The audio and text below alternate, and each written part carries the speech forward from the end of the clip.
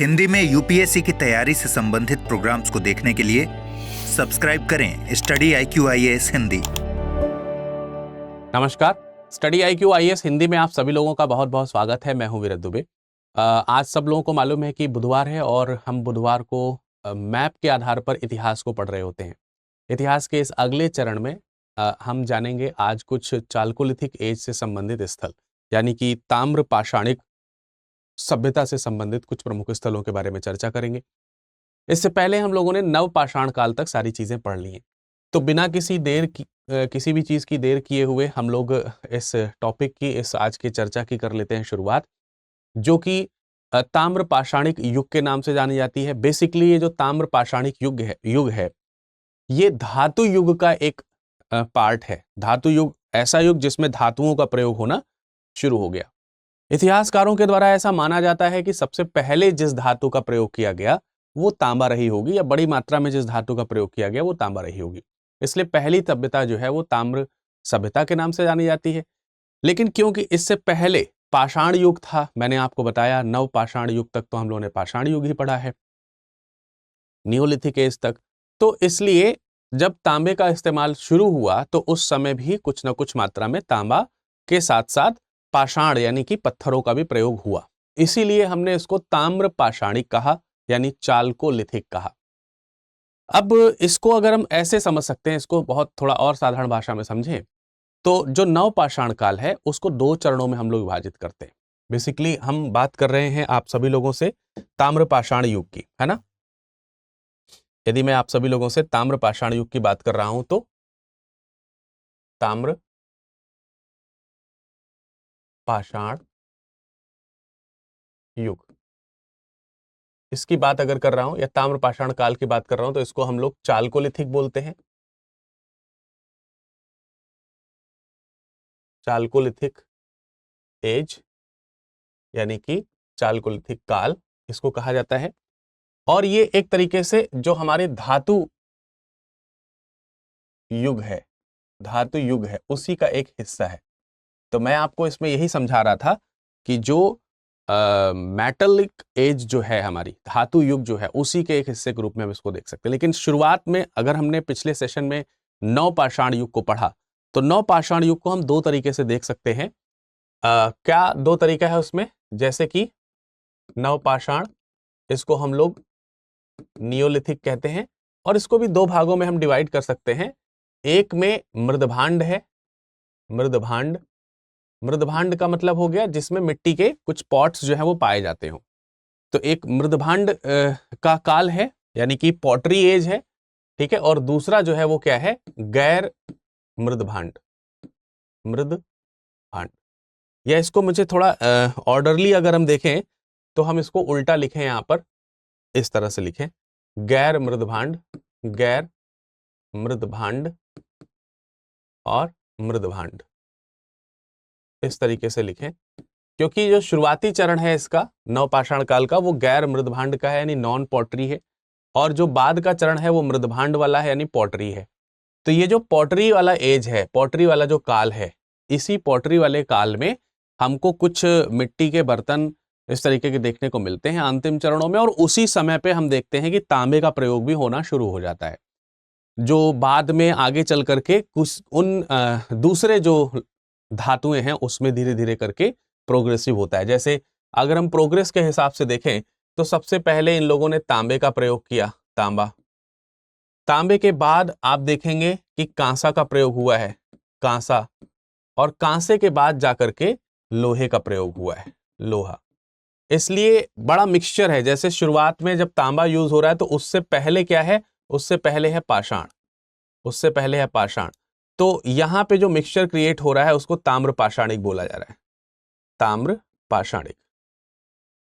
पाषाणिक, ठीक है। इसी को ताम्र पाषाणिक को ही हम क्या बोल रहे हैं, चालकोलिथिक एज, ठीक है। चालकोलिथिक एज इसी को बोल रहे हैं। इसी तरीके से जब यहाँ पे कंजेशन होगा तो आप देखेंगे जैसे हड़प्पा संस्कृति है तो उसमें आपको तांबा और कांसा का मिक्सचर दिखता है, तो उसको ताम्र कांस्य युगीन सभ्यता के नाम से जाना जाता है। इसी तरीके से फिर कांसे और लोहे का मिक्सचर में दिखेगा, और फिर फाइनली हम लौह युगीन। तो ये कॉपर एज है, ये आपका ब्रॉन्ज एज है, और ये आपका आयरन एज है। इस तरीके से अलग अलग कल्चर्स या सिविलाइजेशंस जो है वो डेवलप हुए। बेसिकली मानव सभ्यता का जो विकास हुआ है वो इन्हीं 3 स्टेजेस में हमको सबसे ज्यादा देखने को मिलता है। मतलब ये ज्यादा प्रोग्रेसिव है। पाषाण काल में धीरे धीरे विकास है, बहुत कम विकास है मानव का। लेकिन फिर जैसे ही आयरन का इस्तेमाल, आई एम सॉरी, जब हम लोग इसका धातु का इस्तेमाल करना शुरू कर देते हैं तो फिर मानव सभ्यता में तेजी से विकास होता है। ठीक है, तो इसको हम लोग मानव सभ्यता का विकास मान सकते हैं। मानव सभ्यता का विकास इन चरणों में तेजी से होता हुआ हमको देखने को मिल जाता है। ये बहुत सिंपल सी चीज है। ठीक है, अब ताम्र युग में अगर हम देखें तो तांबे का प्रयोग जैसा कि मैंने बताया कि होता है, लेकिन पत्थरों का भी इस्तेमाल होता है, प्रस्तर का भी इस्तेमाल होता है, पत्थरों के भी हमको छोटे छोटे टूल्स देखने को मिलते हैं। बेसिकली इस समय की हिस्ट्री के ऊपर बीजी चाइल्ड नाम के एक राइटर हैं, उन्होंने किताब लिखी व्हाट हैपेंड इन हिस्ट्री। उसमें उन्होंने तांबे के प्रयोग और उसके क्या लाभ हो सकते थे, इन सब चीज़ों का बहुत वर्णन किया है। बेसिकली इन सब के आधार पर उन्होंने ताम्र पाषाणिक संस्कृति के बारे में बताने का प्रयास किया है। तो हम भी आज उसी ताम्र पाषाणिक संस्कृति के ऊपर ही चर्चा करने जा रहे हैं, जिसको चालकोलिथिक कल्चर के नाम से जाना जाता है। अब चालकोलिथिक कल्चर को देखें तो ये इसको हम कह सकते हैं कि आर्थिक यानी इकोनॉमिक प्रोसेस अगर हम देखें तो ज्यादा इसमें देखने को मिलती है। तांबे का आविष्कार होता है और तांबे के आविष्कार, मतलब आप देखिए कि तांबे के आविष्कार से क्या होना शुरू होगा। जैसे मेसोपोटामियन रीजन में अगर हम देखें, मेसोपोटामिया क्षेत्र में देखें तो वहां पे उत्पादन में वृद्धि हो गई। हल बैल, जुएं, योग जिसको बोलते हैं, नाव, ये सब चीजें जो हैं बननी शुरू हो गई और उससे जो है तमाम सारी चीजों का उत्पादन बढ़ा। लोग मोहरें जो है, ठप्पे जो है वो बनाना शुरू कर देते हैं। एक्सचेंज में उसका यूज होता है। कबीले जो है बनते हैं, कबीलों से नगर का डेवलपमेंट होता है, नगर से राज्य की ओर डेवलपमेंट होता है। तो आप देखेंगे कि हड़प्पा कल्चर जब आप पढ़ते हैं तो उसको इसी आधार पर 3-4 भागों में डिवाइड भी किया जाता है, जिसमें एक प्राक सभ्यता है यानी कि अर्ली हड़प्पन एज है, फिर हड़प्पा है, मिड हड़प्पा सिविलाइजेशन है, और फिर एक उत्तर हड़प्पा काल हमको देखने को मिलता है। तो काफी डेवलपमेंट्स हमको देखने को मिलते हैं just because they have discovered few we can say, ये जो स्टोन्स हैं, स्टोन नहीं, जो मेटल्स हैं, वो उन मेटल्स का वो इस्तेमाल करते हैं। तो उन मेटल्स के डेवलपमेंट्स के साथ साथ मानव का डेवलपमेंट होता है, क्योंकि इकोनॉमिक डेवलपमेंट्स होने शुरू होते हैं। तो अब हम एक एक करके इनके जो स्थल हैं उनके बारे में चर्चा करते हैं। ठीक है, तो बेसिकली आपको ये समझ में आ गया होगा, पृष्ठभूमि आपको समझ में आ गई होगी कि ये क्या चीज है, किस समय की हम बात कर रहे हैं। मतलब मान के चलिए कि आज से 2000 से 3000 साल, आज से 2000-3000 साल, क्या मतलब ईसा पूर्व में चले जाएं तो थोड़ा और टाइम उसमें आप जोड़ सकते हैं। तो वो एक जो टाइम है वो हमको यहाँ पर देखने को मिल रहा है ताम्र युगीन का। तो ताम्रयुगीन सभ्यता जो है उसको अगर हम समझें, अच्छा आपने अक्सर सुना होगा कि जो इंडस वैली सिविलाइजेशन है उसमें कांसे का प्रयोग होना शुरू हो गया था तांबे के साथ साथ। तो इसका मतलब ये इम्प्रूव्ड एज है। इसमें मैं ये छोटी सी एक बात बताना चाहता हूं कि जब तांबे का इस्तेमाल हो रहा है और इकोनॉमी डेवलप हो रही है, मैंने आपको बताया कि कृषि कार्य में चीजें शुरू हो रही हैं, तो जब हम कृषि कार्य की बात करते हैं तो हमें ये समझ में आता है कि यार वो थोड़ी ग्रामीण सभ्यता है। तो ताम्रयुगीन सभ्यता जो है वो ग्रामीण संस्कृतियों में है, और कांस्ययुगीन और लौहयुगीन में जब हम बढ़ेंगे तो उसमें से कांस्ययुगीन सभ्यता, उसके कई सारे स्थल हमको शहरी सभ्यता में मिलते हैं। एक एक्सेप्शन ये है कि हम जब आगे की ओर बढ़ते हैं तो लौहयुगीन सभ्यता में फिर से ग्रामीण सभ्यता हमको देखने को मिलती है, वो एक अलग बात है, उसको हम समझेंगे थोड़ा आगे चल करके। लेकिन अभी आपको समझ में आया कि अर्लियरली अगर हम देखें तो हम ग्रामीण सभ्यता से शहर की सभ्यता की ओर विकास करेंगे। तो बहुत सारे क्षेत्र हैं, बहुत सारे रीजंस हैं इस ताम्र युग की सभ्यता को अगर हम देखें तो इसके बहुत सारे एज हैं, इसके बहुत सारे टाइम पीरियड्स हैं, प्लेसेस हैं जो हमको देखने को मिलते हैं। जैसे अगर हम दक्षिण में, साउथ में या साउथ ईस्ट की तरफ बात करते हैं तो राजस्थान में अगर आप देखेंगे, राजस्थान का जो साउथ ईस्ट पोर्शन है उसमें हमको जो है, साउथ ईस्ट का मतलब दक्षिण पूर्वी जो क्षेत्र है राजस्थान का, वो हमको देखने को मिलता है। इसी तरीके से मध्य प्रदेश में कुछ इलाके हमको देखने को मिलते हैं। मध्य प्रदेश में मध्य का जो भाग है यानी मिडल एमपी का जो भाग है वो, और साउथ वेस्ट का जो इलाका है उसमें, या वेस्ट या पश्चिम का जो इलाका है, ठीक है, वहां पर हमको जो है एमपी में भी इसके कुछ एविडेंसेस देखने को मिलते हैं जो चालकोलिथिक एज से संबंधित हैं।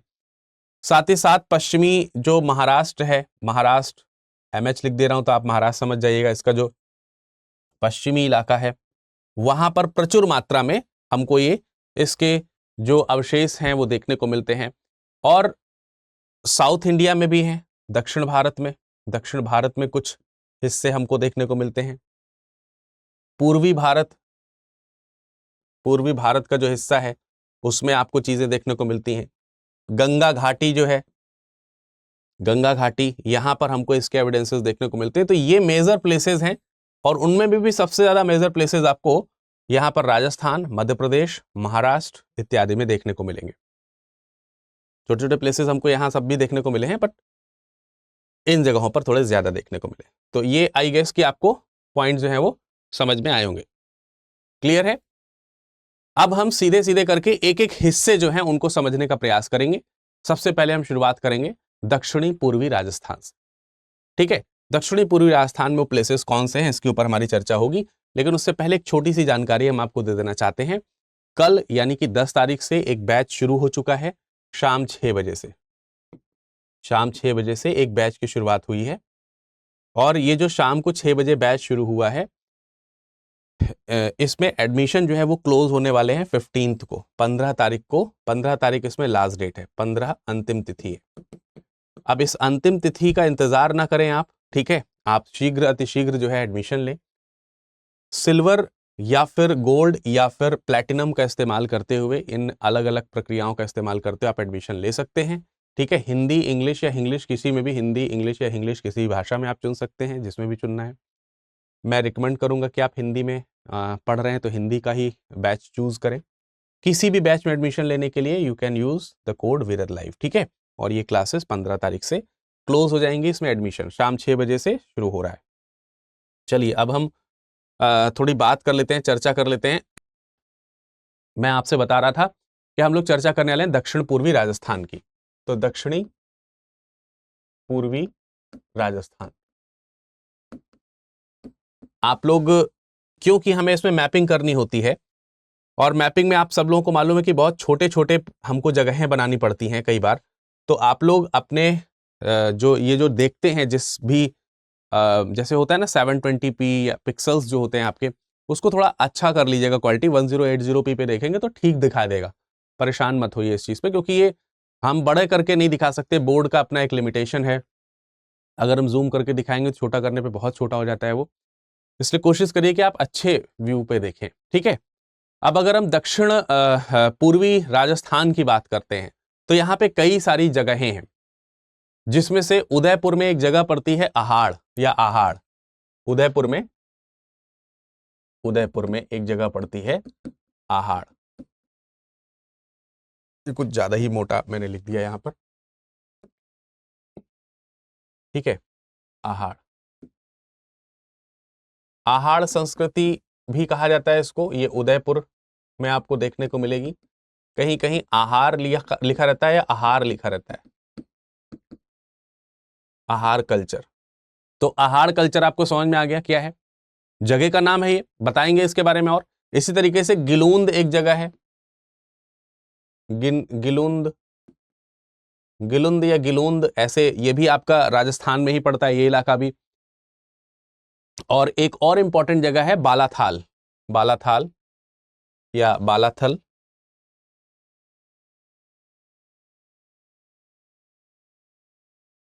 भाई थोड़ी आवाज में दिक्कत है क्योंकि गले में खराश हो रखी है और जितना बोलते हैं उतना ड्राई होता है और इसलिए दिक्कत होती है। तो ये बालाथल है जहां पर आपको ये जगह देखने को मिलेगी राजस्थान में। ये भी उदयपुर में है। गिलुंद जो जगह है ये आपका चित्तौड़गढ़ में पड़ेगा, चित्तौड़गढ़। ठीक है, ये वाला जो इलाका है ये आपका कहाँ पड़ेगा, ये आपका चित्तौड़गढ़ में पड़ेगा। और बालाथल वाला जो इलाका है ये भी आपका उदयपुर के पास ही देखने को मिलता है, उदयपुर। अब इनकी लोकेशन के ऊपर चर्चा करेंगे, हम बात करेंगे, इसको देखेंगे प्लेसेस को। लेकिन इनमें में से अगर हम आहाड़ और गिलुंद की बात करें, चलिए थोड़ी सी मैपिंग कर लेते हैं, जिससे कि आपको पॉइंट्स में बताता भी चलूं, समझाता भी चलूं और आप चीज़ों को देखते भी चलें। ठीक है, तो मैं यही आपको बता रहा था कि इसमें जो है इसको चलिए थोड़ी सी मैपिंग कर लेते हैं, जैसे कि suppose this some kind of southern India,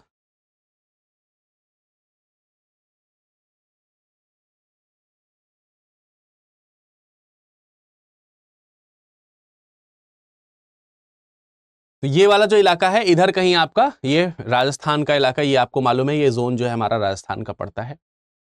इसी इलाके में आपको आहाड़ और इसी इलाके में आपको गिलुंद देखने को मिलेगा, उदयपुर और चित्तौड़गढ़ के आसपास। ठीक है, तो हम इसको थोड़ा सा लोकेट कर देते हैं, पॉइंट आउट कर देते हैं आपके लिए। जैसे कि यहां पे देखिए, ये मान लेते हैं आपका इस जगह पर ये आपका आहाड़ है या आहार है, और इसी के थोड़ा उत्तर पूर्व में आप जाएंगे तो यहां पर आपको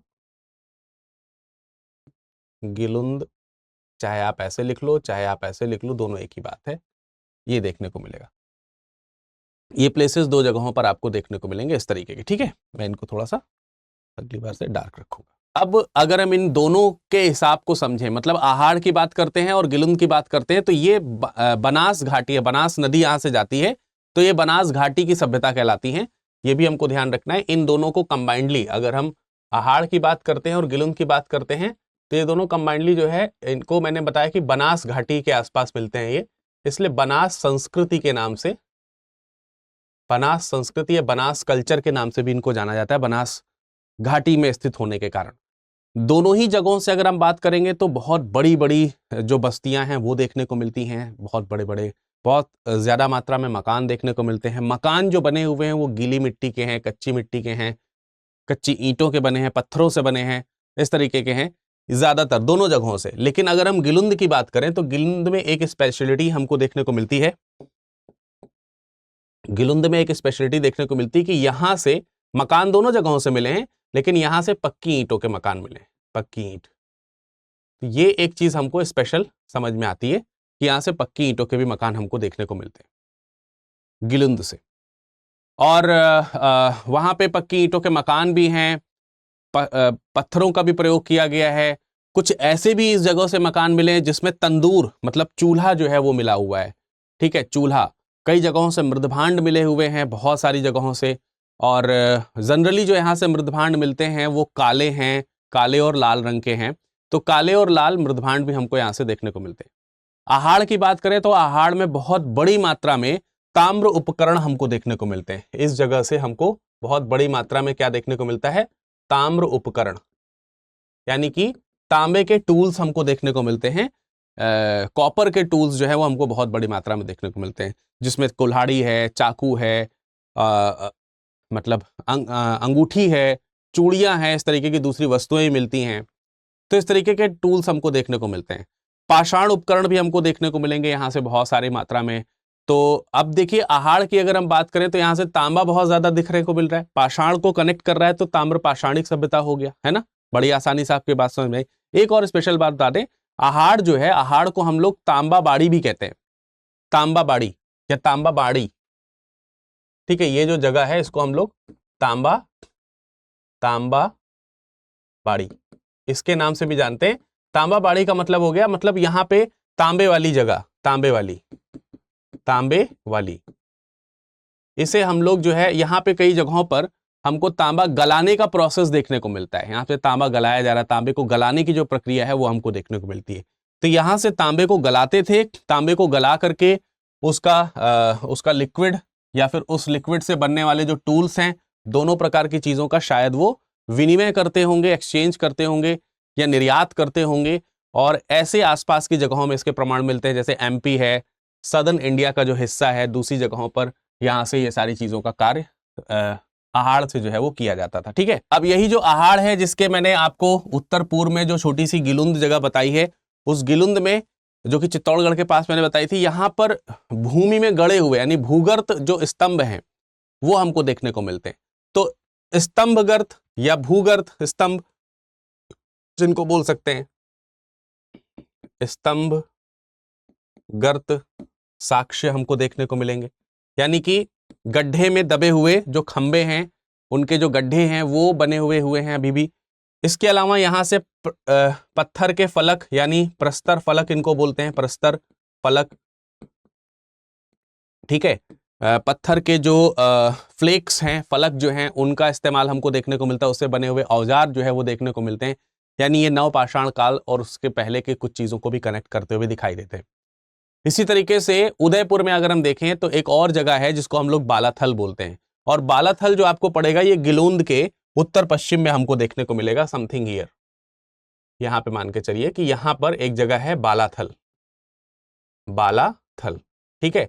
तो बालाथल जो कि ये मैंने लिखा है उदयपुर के आसपास का ही हिस्सा, ये भी काफी बड़ा सा हमको डिस्ट्रिक्ट देखने को मिलता है उदयपुर ना, वैसे भी राजस्थान बहुत बड़ा क्षेत्र है। तो उदयपुर में बालाथल जो है वहां से काफी नए स्थल हमको देखने को मिले हैं। खास बात यह है कि इस जगह से, बालाथल से, यू आकार के चूल्हे देखने को मिले, चूल्हा, ठीक है। तो चूल्हे के प्रमाण हमको देखने को मिलते हैं, चीजों को पकाने का प्रयोग होना शुरू हो चुका है, बहुत अच्छी तरीके से शुरू हो चुका है, यानी बहुत ज्यादा नियंत्रित मात्रा में अग्नि का प्रयोग होना शुरू हो चुका है। पाषाण के भी उपकरण हमको देखने को मिलते हैं। तो जो पाषाण के उपकरण हैं वो हमें देखने को मिलेंगे, पाषाण उपकरण के साथ साथ अगर आप देखेंगे तो यहीं पे इसी जगह से आपको काला और लाल मृदभांड भी हमको देखने को मिलेगा, ठीक है। पॉट्स जो हैं वो हमको देखने को मिलेंगे बालाथल से। तो ये बहुत इंपॉर्टेंट प्लेसेस हैं जो राजस्थान में बिलोंग करते हैं। इनफैक्ट यहां से छोटे छोटे इनमें एक जगह और हमको देखने को मिलती है, पूर्वी राजस्थान के हिस्से में एक छोटी सी जगह देखने को मिलेगी, गणेश्वर। ये आपको यहां कहीं देखने को मिलेगा राजस्थान में, इस जगह पे कहीं पे गणेश्वर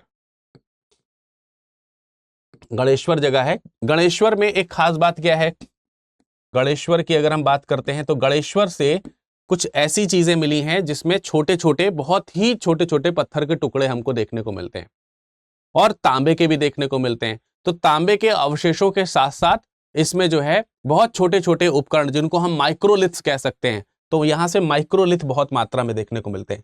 माइक्रोलिथ, माइक्रो मतलब बहुत छोटे छोटे, और लिथ शब्द जो है वो पत्थरों को रिप्रेजेंट करता है। तो माइक्रोलिथ हमको चीजें देखने को मिलती हैं। बेसिकली कनेक्टिविटी हमको देखने को मिलती है, हड़प्पा के समकालीन इसको सभ्यता माना जाता है, और यहाँ के निवासी जो हैं वो तांबे से निर्मित वस्तुओं के उपकरण जो है वो बनाने लगे थे। इसी जगह से हमको जो है 2 पिन देखने को मिलती है जिसमें छल्ले बने हुए हैं। तो छल्ले वाली जो पिन है वो भी हमको यहां से मिलती है। तो ये राजस्थान के आसपास की बहुत ही इंपॉर्टेंट जगहें थी जिनके बारे में मैंने बताया, ठीक है। अब इसी में थोड़ा सा और, मैं यहां से ये पक्की ईंट वाला जो हिस्सा है ये मैं मिटा देता हूं, जो गिलुंद में मैंने लिखा है, मैं इस चीज को यहीं पर लिख देता हूं, यहां से पक्की ईंटें जो है हमको यहां से मिली। तो ये आपको अलग अलग चीजें देखने को मिल जाएंगी, इसमें हमको यहाँ पे स्पेस मिल जाएगा, इसको मैं मिटा देता हूं, तो ठीक है। तो हमको यहां पर ये समझ में आ रहा है कि हमने आहार बताया आपको, गिलुंद बताया और बालाथल, ये 3 हिस्से, और ये गणेश्वर है, ये 3-4 हिस्से हैं, और भी हैं मतलब, लेकिन ये प्रमुख जो हैं वो मैंने बताया। अब मध्य प्रदेश की तरफ चलेंगे तो वेस्टर्न मध्य प्रदेश का इलाका है, जो मालवा रीजन आता है। तो बेसिकली हम दक्षिणी पूर्वी राजस्थान के बाद, ये एक पॉइंट अगर हम नोट कर लें, तो अब हम जो है थोड़ा पश्चिमी मध्य प्रदेश की तरफ, ठीक है, वेस्टर्न एमपी की तरफ थोड़ा सा बढ़ने का प्रयास करते हैं, पश्चिमी मध्य प्रदेश की तरफ बढ़ने का प्रयास करते हैं। तो ये पूरा हमारा मालवा रीजन के अंतर्गत आ जाएगा, मालवा क्षेत्र। और मालवा क्षेत्र जो है बेसिकली, अगर आपने नर्मदा नदी देखी होगी, निस्संदेह देखी होगी, तो नर्मदा का ये क्षेत्र कहलाता है, नर्मदा नदी के घाटी का क्षेत्र कहलाता है, नर्मदा नदी के तट का ये क्षेत्र कहलाता है, और यहाँ पे बहुत सारे स्थल हमको देखने को मिलते हैं। और नर्मदा नदी आप सब लोगों को मालूम है कि ये इस तरफ से ऐसे जो है ड्रेन करती हुई, बहती हुई, ये इस तरीके से नर्मदा नदी आती है। तो ये नर्मदा नदी घाटी का क्षेत्र है, नर्मदा घाटी क्षेत्र ये कहलाता है मुख्य तौर से। तो ये जो नदी है जिसको मैंने बताया कि इसकी घाटी में क्षेत्र स्थित है, इसकी खास बात यह है कि यहाँ पर कई सारे प्लेसेस हमको देखने को मिलेंगे। कायथा देखने को मिलेगा, एरण देखने को मिलेगा, नवदा टोली यहाँ पर जगह है, नागदा जगह है। ये सब बहुत ही प्रमुख ताम्र पाषाणिक स्थल हैं। इनमें में से एक एक चीजों के ऊपर हम थोड़ा सा डिस्कस कर लेते हैं। तो सबसे इंपॉर्टेंट जो है वो है कायथा। यहाँ पर एक क्षेत्र पड़ता है कायथा।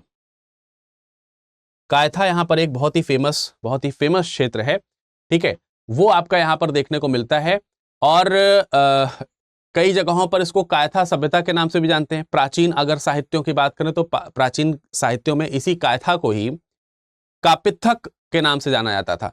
तो कापित्थक यही है, कापित्थक या कायथा एक ही चीज है, जो कि समथिंग यहां पर आपको देखने को मिलेगा। इस जगह पर, ये जो जगह है, इसको अगर हम लोकेट करें तो ये हमारा कायथा जगह पड़ती, कायथा, ठीक है, कायथा, ये जगह है हमारी, कायथा है, ठीक है।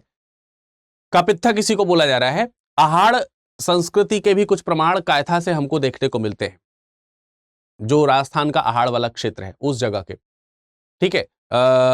इसके अलावा ये वही जगह है, ये कापित्थक वही जगह है। आप लोगों ने प्राचीन संस्कृति में एक नाम सुना होगा, वराह मिहिर। तो वराह मिहिर के जन्म स्थान के रूप में कायथा को जाना जाता है, ठीक है। खैर, यहां से अगर हम देखेंगे, इस जगह से अगर हम देखेंगे तो यहां से 2-3 प्रकार की चीजें हमको देखने को मिलती हैं। 3 प्रकार की संस्कृति जो है वो जानी जाती है यहां पर। एक तो कायथा अपने आप में एक संस्कृति या कल्चर को रिप्रेजेंट करता है, तो उसको कायथा संस्कृति कहते हैं। दूसरा, ये मालवा रीजन है तो इसको मालवा संस्कृति के नाम से भी जाना जाता है। आहाड़ को भी कनेक्ट करता है, इसलिए आहाड़ संस्कृति के नाम से भी हम इसको जानते हैं। तो तीनों अलग अलग यहाँ पर नाम हैं इसके, ठीक है, कायथा, आहाड़ और मालवा रीजन। इसी में से जो कायथा क्षेत्र है, कायथा क्षेत्र से एक बहुत ही मतलब एक घर मिला है, एक घर है, उस घर से तकरीबन 40,000 मनके से भरा हुआ एक घड़ा मिला हुआ है, एक पॉट है, उसके अंदर 40,000 मनके के दाने हैं, वो उसमें हमको देखने को मिलता है। ये कायथा से ही है, ठीक है। कायथा में एक घर है, उस घर से एक घड़ा मिला है और इस घड़े में 40,000 मनके के हमको दाने देखने को मिलते हैं। तो ये वही जगह है कायथा। इसी में एक और घर है, उसमें से तकरीबन 29 जो है 29 जो है इसको हाथ में जो कड़े पहने जाते हैं, कंगन जिसको बोलते हैं, कंगन, वो कंगन हमको यहां से मिले हैं, ठीक है। और इन्हीं जगहों में से एक मकान ऐसा है जिसमें हम देखेंगे कि वहां पे एक हार हमको देखने को मिला है, जो कि मनकों का बना हुआ हार है, कार्नेलियन हार है, ठीक है। तो यहां से हार भी देखने को मिला है, हार मनके का, ठीक है। और हार के अलावा मतलब मनका मिला है, मनके के घड़े मिले हैं। और इसके अलावा यहां से हमको कुल्हाड़ी देखने को मिलती है, कुल्हाड़ी, और ये कुल्हाड़ी जो है वो तांबे की बनी हुई है, तो तांबे की कुल्हाड़ी हमको देखने को मिलेगी। यहां से हमको मृदभांड भी देखने को मिला है, मृदभांड, तो यहां से लाल रंग का एक मृदभांड भी हमको देखने को मिला। तो काफी अच्छी डेवलप्ड कल्चर के रूप में हमको ये नर्मदा घाटी का कायथा स्थल देखने को मिल जाता है, ठीक है। तो ये जितने भी जगहें हैं, ये सब कायथा संस्कृति के नाम से जाने जाते हैं या कायथा कल्चर के नाम से जाने जाते हैं, कायथा संस्कृति, ठीक है। तो कायथा संस्कृति आई होप कि क्लियर हो गया होगा आपको, राइट, सही है। कायथा संस्कृति के बाद एक बहुत ही इंपॉर्टेंट लोकेशन आपको और यहां पे देखने को मिलेगी, वो आपको ये नर्मदा नदी के एकदम पास में, नर्मदा नदी की घाटी में ही आपको देखने को मिलेगी, या उसी के तट पर ही। इसको नवदा टोली के नाम से जाना जाएगा, नवदा टोली। ये एक बहुत ही फेमस जगह है यहाँ पर, ठीक है। तो इसके बारे में हम इस तरफ लिख देते हैं, इसको आपको समझा देते हैं। नवदा टोली जो है वो भी एमपी का ही एक रीजन है, एमपी का ही क्षेत्र है नवदा टोली। नवदा टोली ये आपका कहां पर है, एमपी में है, मध्य प्रदेश में। और मध्य प्रदेश में एक डिस्ट्रिक्ट पड़ता है जिसका नाम है खारगोन, खारगोन, तो वहां पर हमको ये प्रमुख रूप से देखने को मिलेगा, नवदा टोली। नवदा टोली की खास बात यह है कि नर्मदा नदी के तट पर ही स्थित है, नर्मदा नदी जहां से गुजर रही बिल्कुल उसी के तट पर स्थित है। और इंडियन सबकॉन्टिनेंट में सबसे विस्तृत उत्खनन जहां पर हुआ है इस कल्चर का, वो प्लेस ये नवदा टोली ही है। और यहां से गेहूं के, धान के, दलहन के, इन सब की खेती के बहुत अच्छे तरीके से प्रमाण हमको देखने को मिलते हैं।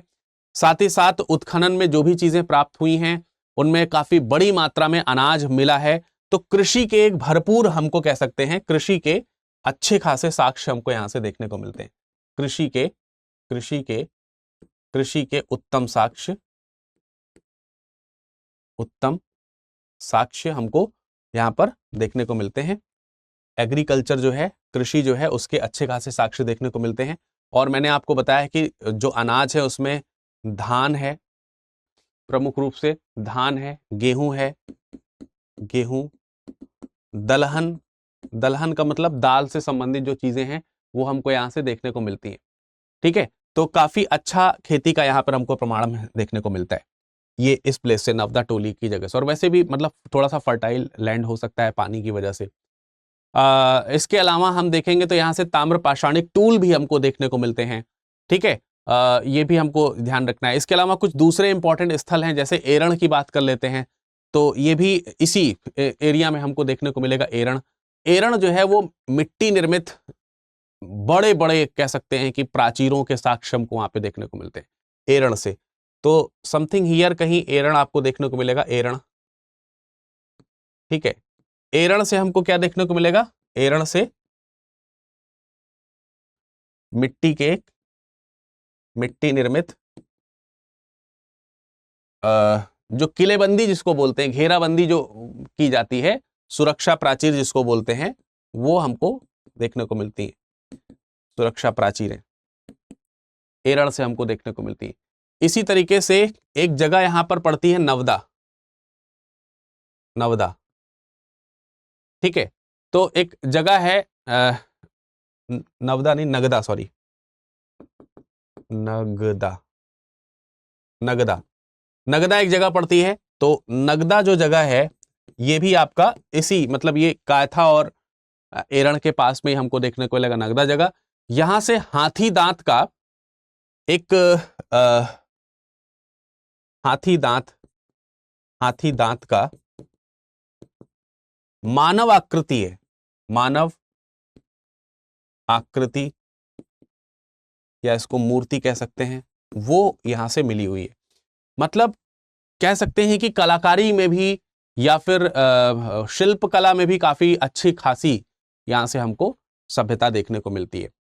एरण, कायथा, ये दोनों जगह जो है यहाँ पर किलाबंदी करती हुई बस्तियां, ये एरण वाला इलाका और कायथा वाला इलाका। एरण में तो मैंने आपको बताया कि ये बस्तियां हैं जो कि किलेबंदी कर रही हैं। कायथा से भी कई जगहों पर किलेबंदी वाली हमको प्लेसेस देखने को मिल जाते हैं। तो ये हमारा मध्य प्रदेश का कुछ इंपॉर्टेंट हिस्सा था। इसी तरीके से वेस्टर्न इलाके में और हम थोड़ा सा साउथ में जाएंगे, मध्य प्रदेश महाराष्ट्र की तरफ, तो महाराष्ट्र में भी कुछ संस्कृति हमको देखने को मिलेगी। ठीक है, तो ये आप जब इन सबको देखते हैं तो इनमें बेसिकली इसको हम लोग नाम जो है आहार संस्कृति के नाम से दे देते हैं। ये वाली जो संस्कृति है, ये संस्कृति मुख्य रूप से मालवा संस्कृति के रूप में इसको पहचान मिलती है। और साउथ में जब महाराष्ट्र की तरफ आएंगे तो महाराष्ट्र में एक बहुत ही इंपॉर्टेंट जगह मिलेगी, जोरवे। तो जोरवे या जोरवे ये संस्कृति है। जोरवे के आसपास कई सारे प्लेसेस हैं, नेवासा है, चंदौली है, नासिक है, इनाम गांव है, दैमाबाद है, ये सब आसपास के प्लेस, सोनगांव है, ये सब जोरवे संस्कृति के रूप में जाने जाएंगे। तो एक प्रमुख प्लेसेस के आसपास मिलने वाले जो जगह हैं उनको उसी संस्कृति के नाम से जाना जाने लगता है। तो अब हम लोग किसके बारे में थोड़ी सी जानकारी इकट्ठा करेंगे। तो ये एक और आपका हिस्सा हो गया, ये आपका एक और हिस्सा हो गया। जैसे मैंने आपको ये मालवा का इधर रीजन बताया, इधर वाला रीजन बताया। ठीक है, इसी तरीके से एक और प्लेस आपका आ जाएगा, इसको आप जो है ऐसे समझ लीजिए कि हम आपसे चर्चा करने जा रहे हैं महाराष्ट्र की।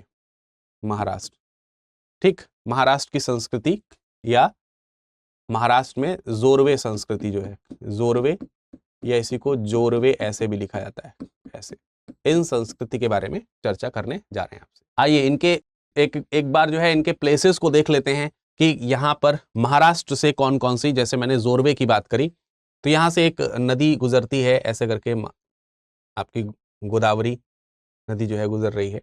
गोदावरी की ही एक सहायक नदी है जिसको हम लोग प्रवरा नदी कहते हैं। इसी प्रवरा नदी के पास में ही एक जगह पड़ती है, इसी प्रवरा नदी के पास में ही एक जगह पड़ती है जिसको हम लोग,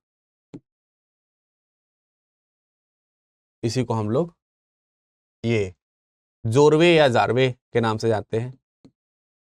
जोरवे ये जगह है, ठीक है, इसी गोदावरी नदी के एक सहायक नदी है प्रवरा। तो मैंने आपको बताया इसका लोकेशन जो है ये गोदावरी की सहायक नदी है प्रवरा, उसके पास में पड़ता है। इसलिए संस्कृति को जोरवे संस्कृति के साथ साथ प्रवरा संस्कृति के नाम से भी जाना जाता है। तो ये प्रवरा संस्कृति है जोरवे वाले रीजन में। जोरवे के आसपास ही कई सारी जगहें हमको देखने को मिलेंगी। प्रमुख स्थल इसमें जोरवे ही है, इसमें कोई डाउट नहीं है। और ये जोरवे ही है जहां से हमको सोने के आभूषण हमको देखने को मिलते हैं। इनफैक्ट हम ये कह सकते हैं कि सोने के आभूषण हमको यहीं से ही मिले हैं और कहीं से ज्यादा हमको देखने को नहीं मिले हैं। एकमात्र संस्कृति है जहां से हमको सोने के जो आभूषण हैं वो मिले। यही सोने के आभूषण मिलने वाली जगह से, इसी जगह से कुछ ऐसे मृदभांड हैं जो लाल रंग के जरूर हैं, लेकिन उनकी सबसे स्पेशल विशेषता ये है कि यहां से टोटीदार मृदभांड मिले। टोटी लगी उसमें, टोटीदार मृदभांड, ठीक है। टोटीदार मृदभांड जो है हमको ये भी यहां से देखने को मिलते हैं, इसी जगह से, प्रवरा नदी के पास में जो जोरवे जगह है वहां पर। इसी में गोदावरी का जो नदी है, गोदावरी नदी के एकदम तट पे एक जगह स्थित है जिसका नाम है दायमाबाद। ये गोदावरी नदी जा रही है, एकदम आपको यहीं पर दायमाबाद जगह देखने को मिलेगी, दायमाबाद। तो आप लोगों ने दायमाबाद या दैमाबाद जगह सुनी होगी, तो ये वही है, ठीक है। दैमाबाद या दायमाबाद एक ही जगह है। जैसे आप लोगों ने शायद ये जगह जब सिंधु घाटी सभ्यता पड़ी होगी तो उस समय सुनी होगी। साउदर्न मोस्ट जो पॉइंट है सिंधु घाटी सभ्यता का, वो देखने को मिलता है हमको यहाँ से। तो दैमाबाद की अगर हम बात करें तो दैमाबाद से बहुत बड़ी मात्रा में महत्वपूर्ण तरीके से तांबे के जो टूल्स हैं वो मिले हैं। तांबे के साथ साथ कांसे के भी साक्ष्य मिले हैं। तो तांबा और कांसा की संस्कृति की जो प्रोग्रेसिव संस्कृति है वो देखने को मिलती है। मतलब कल्चर जो है एडवांस हो रहा है, यहाँ पे आगे बढ़ता हुआ कल्चर हमको देखने को मिलता है। कुछ इंपॉर्टेंट चीजें मिली हैं, जैसे एक मतलब खिलौने टाइप की आकृति है जिसमें रथ हाँकता हुआ एक मानव हमको यहीं से देखने को मिलता है, इसी दैमाबाद से। रथ हाँकता मानव। यहीं से आपको गणेश जी की मूर्ति भी देखने को मिलती है, गणेश जी की आकृति जो है वो भी देखने को मिलती है। एक ऐसी मूर्ति हमको मिली है। गैंडा है, हाथी है, सांड है, इस तरीके के महत्वपूर्ण मूर्तियां देखने को मिली है। उत्कृष्ट रूप से मातृदेवी की जो मूर्ति है, मातृदेवी की मूर्ति जो है ये भी हमको देखने को मिली है। देखिए, मैं आप लोगों से फिर कह रहा हूं कि क्योंकि जगह बहुत छोटी बस्ती है यहाँ पर बोर्ड में, इसलिए आप लोग इसको 1080p पिक्सल पे ही खोल करके देखिए। सारे प्लेसेस आपको ठीक तरीके से दिखाई देंगे। थोड़ा सा डेटा ज्यादा लगेगा लेकिन आपको स्पष्ट दिखाई देगा, ठीक है। अगर आप किसी कम चीज पे देख रहे हैं, पिक्सल पे देख रहे हैं, तो ये उतना क्लियर नहीं दिखाई देगा, क्योंकि मैप है, मैप में जगहें छोटी छोटी होती ही हैं। ये तो सबको मालूम है। जो भी मैप पढ़ रहे हैं वो ये ना समझे कि एकदम बड़ा ही दिख जाएगा। इनको बड़ा कर भी देंगे तो आप प्लेसेस जो है वो कनेक्ट नहीं कर पाओगे। तो काफी हद तक मैंने चीजें यहाँ पर बनाई हैं ठीक तरीके की, छोटा छोटा लिखने का भी प्रयास किया है, कनेक्ट करने का भी प्रयास किया है। इसलिए जैसे ये सब ऐसा नहीं कि स्पष्ट नहीं दिख रहा होगा, साफ राइटिंग, जितनी साफ राइटिंग में लिख सकते हो उतनी साफ राइटिंग में लिखा है, लेकिन आप इसे थोड़ा क्लियर व्यू करके देखें तो दिखाई देगा। खैर, यहाँ पे शवाधान एक विशेष प्रकार के देखने को मिलते हैं। माना जाता है कि यहाँ पे शवों को जलाया गया होगा कहीं। शवों को जलाने के बाद उनकी जो राख है उसको कलश में रखा जाएगा। कलश में रख करके ये लोग क्या करते थे, उनकी जो अस्थियां हैं उनको घरों की जो जमीन है, घर के जो फर्श है, उस फर्श के नीचे उत्तर या दक्षिण दिशा में दफनाते थे। तो ये चीज हमको देखने को मिलती है। तांबे की मतलब बहुत सारे यूज करने वाली जो चीजें हैं उसके साथ उसमें रख देते थे। वो जो मानव को दफनाया गया, जो उसकी हड्डियां हैं, उस अस्थियां जो है उसके साथ दफना दिया जाता था। तांबे की वस्तुएं रख दी जा रही हैं। इसके अलावा जो है मिट्टी की हांडियां रखी जा रही हैं। तो इससे सबसे ये भी पता चलता है कि इस जगह के जो लोग हैं वो पारलौकिक विचारधारा के थे। पारलौकिक विचारधारा का मतलब पारलौकिक ज्ञान भी इनके अंदर था। जनरली हम जहां कहीं भी इस तरीके की चीज देखते हैं कि शव के साथ में उसकी जरूरत की चीजें दफनाई गई हैं, तो हम उसे एक पारलौक यात्रा के तौर पर मानते हैं।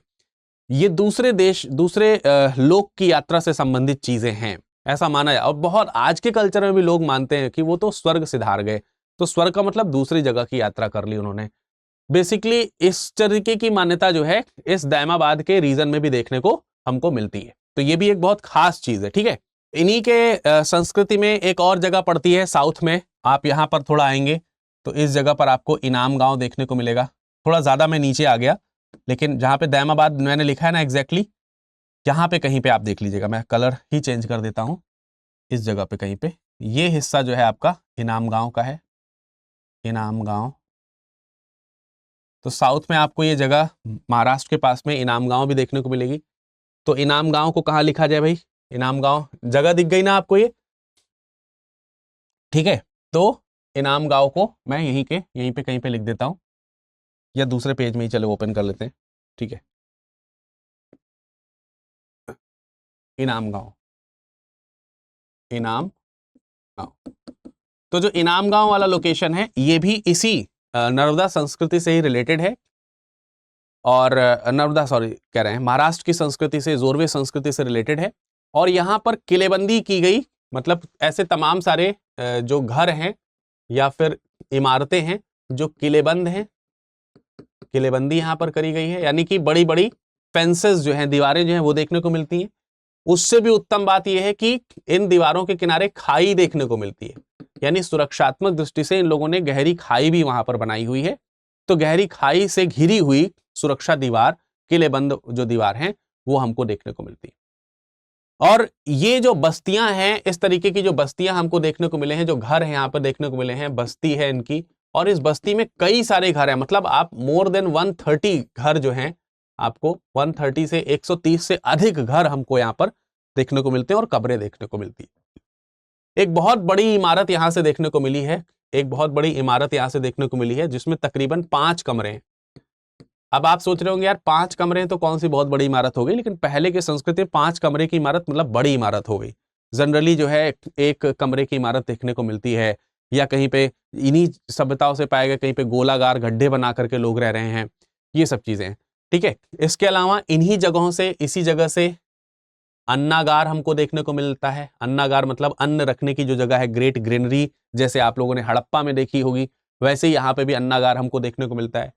चूल्हा यहाँ से भी मिला है, काफी बड़ा चूल्हा, चूल्हे का प्रयोग करते थे, शायद कभी सामूहिक चीजें बनाई जाती रही होंगी, ऐसा माना जा सकता है, ठीक है। तो ये एक चीज है जो हमको ध्यान रखनी है, जो यहाँ से देखने को मिलती है।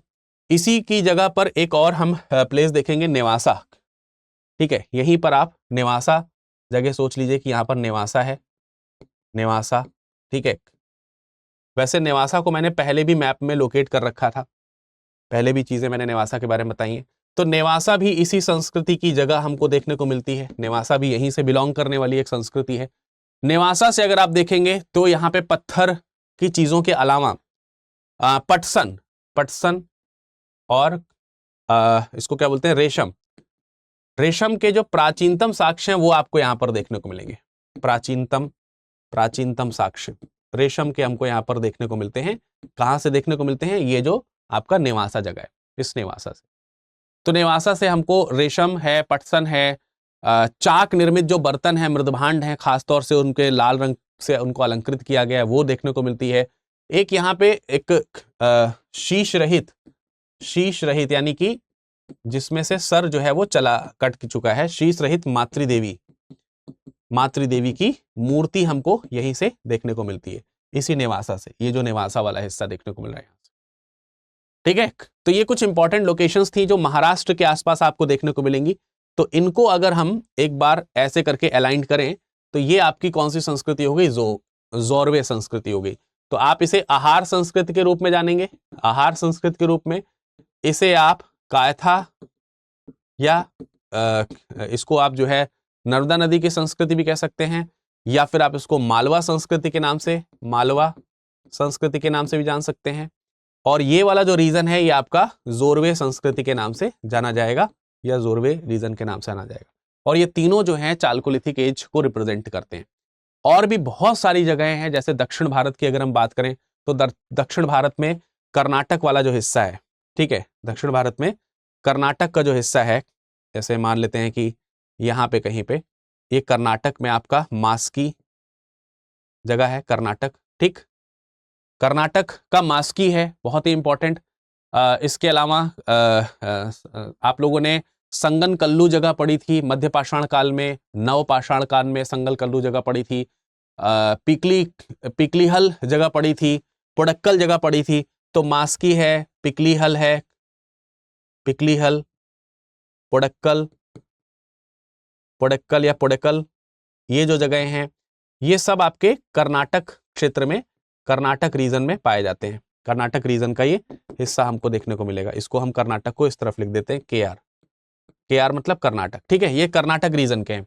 नहीं भी दिख रहा है KR तो मैं बोल रहा हूं कि ये पिकलीहल है, पोडक्कल है, मास्की है, ये कर्नाटक क्षेत्र में पाए जाने वाले इस समय के दक्षिण भारत के स्थल है जो हमको देखने को मिलते हैं। दक्षिण भारत में आंध्र प्रदेश में जब हम जाएंगे तो आंध्र प्रदेश में नागार्जुन कोंडा है।